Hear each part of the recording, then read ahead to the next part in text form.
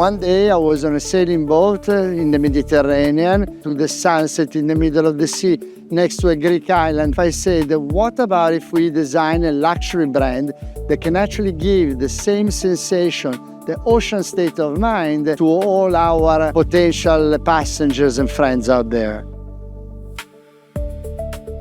Maritime traditions goes back to the Phoenicians, even before the Romans. They used to build these wooden boats.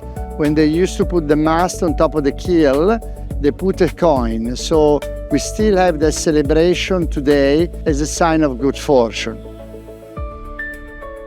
Today, the real luxury is not to own. Real luxury is not to show off. Real luxury is to recharge the batteries, to be connected, and we have the best internet at sea ever. But at the same time, you can actually sip whatever your favorite drinks, in that balcony and look at the sunset. And only the ocean, only the sea can actually give you that moment.